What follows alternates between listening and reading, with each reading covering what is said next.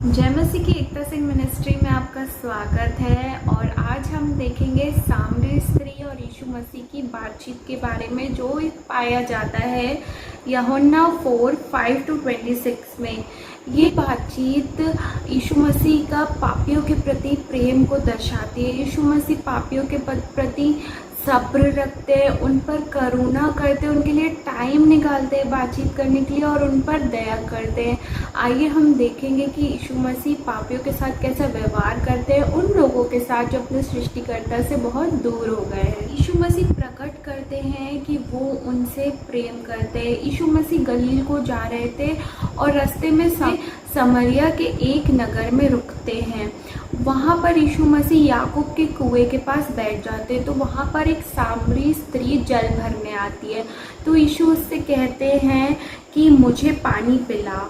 और यीशु के चेले नगर में खाना मोल लेने को, भोजन वस्तुएं मोल लेने को गए थे। तो सामरी स्त्री रिप्लाई देती है, हम वर्स 7-9 में देखेंगे। उस सामरी स्त्री ने तू यहूदी होकर मुझ सामरी स्त्री से पानी क्यों मांगता है। यहूदी लोग सामरी लोग से मेलजोल और बातचीत नहीं करते थे।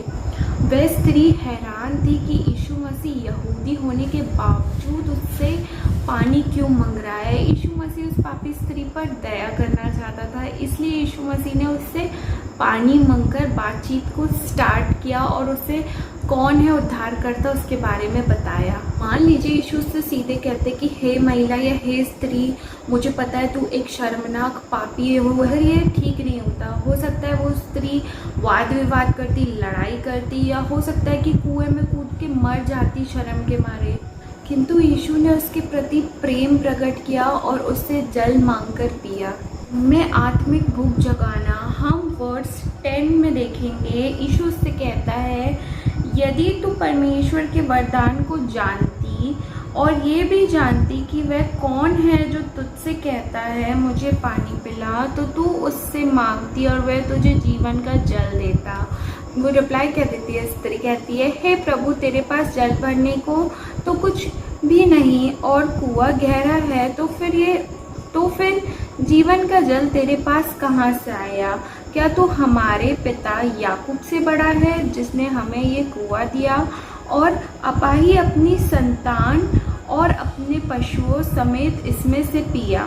यहाँ पे यीशु मसीह 3 इम्पॉर्टेंट बात कर रहे हैं। वरदान यानी परमेश्वर का वरदान, दया और कृपा। दूसरी चीज़ स्वयं यीशु मसीह अपने बारे में बात कर रहे हैं, जो कि हमारा उद्धार करता है। तीसरी जीवन जल की बात कर रहे हैं। यहाँ पे वो स्त्री बोलती है कि क्या तू हमारे कुल पिता याकूब से भी बड़ा है। तो यीशु उसे जीवन के जल के विषय में बताते हैं और उसकी आत्मिक प्यास को जगाते हैं। जब यीशु मसीह जीवन के जल की बात कर रहे हैं तो वो पवित्र आत्मा की बात करें।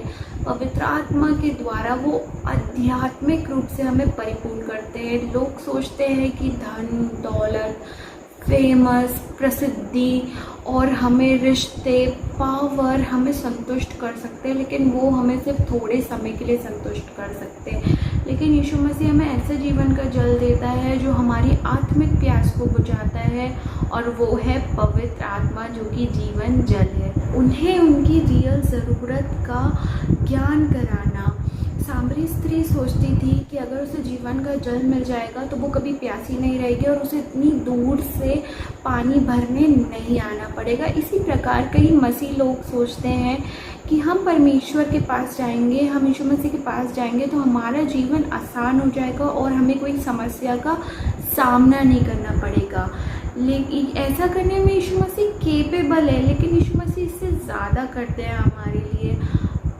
लोग पापों की वजह से परमेश्वर से दूर हो गए और उनके पापों का उद्धार करता है परमेश्वर हमारा। यीशु उस स्त्री को उसके पापों की ओर ध्यान दिलाते हैं और कहते हैं अपने पति को बुला।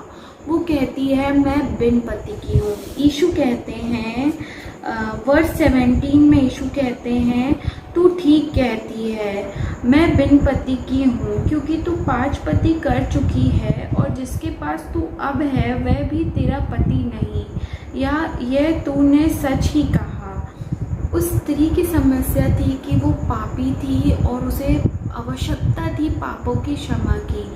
यीशु पापों से उद्धार देने वाला प्रभु है और लोग उसके पास आने में दिलचस्पी ही नहीं लेते थे जब तक उन्हें ज्ञात ना कराया जाए, बताया ना जाए कि वो पापी हैं और उन्हें पाप से क्षमा के लिए यीशु की आवश्यकता है। यीशु सिखाते हैं कि उसका पिता कैसा है।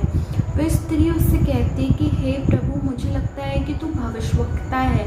वो उलझन में रहती है, वो सोच रही होती है कि परमेश्वर की आराधना करने गिरजिम पहाड़ में जाना चाहिए या फिर यरूशलेम में जाना चाहिए, कौन सा स्थान परमेश्वर के लिए अच्छा होगा। लोग आज भी यही सोच रहे होते हैं कि धार्मिक परंपरा, रीति रिवाज, पवित्र स्थान में क्या इससे उन्हें उद्धार मिलेगा। यीशु मसीह रिस्पॉन्स में उसे सिखाते हैं परमेश्वर के बारे में और उसकी आराधना के बारे में। वर्स 21 से 24 आप पढ़ सकते हैं। वहाँ पे यीशु मसीह बताते हैं कि परमेश्वर आत्मा है और उसकी आराधना आत्मा के साथ, संपूर्ण आत्मा के साथ करना चाहिए। वर्स 25-26 में हम देखते हैं कि यीशु मसीह ने उन पर प्रकट किया कि वही उद्धार करता है। वो स्त्री यीशु मसीह के बारे में जानती थी कि मसीह आएगा, वो उनको उद्धार देगा और परमेश्वर के मार्ग के बारे में बताएगा, और यीशु मसीह ने यही किया। स्त्री को उसकी आवश्यकता के बारे में बताया और स्वयं को यीशु मसीह ने प्रकट किया। उस स्त्री ने यीशु मसीह पर विश्वास किया। उसने अपना घड़ा वहीं पे छोड़कर नगर में जाकर वो यीशु मसीह के बारे में बताने लगी और बहुत से लोग आने लगे। नगर के बहुत से सामरी लोगों ने उस स्त्री के कहने पर यीशु मसीह पर विश्वास किया और उन्होंने विनती की कि वो यहाँ पर 2 दिन और रुक जाए। वर्स 41 हम देखेंगे। उसके वचन के कारण और भी बहुत से लोगों ने विश्वास किया। और 42 देखेंगे। और उस स्त्री से कहा, अब हम तेरे कहने ही से विश्वास नहीं करते, क्योंकि हमने आप ही सुन लिया और जानते हैं कि यही सचमुच में जगत का उद्धार करता है। इस छोटे से वचन को सुने जाने पे परमेश्वर आपको बहुत सारी आशीष दे। आमीन।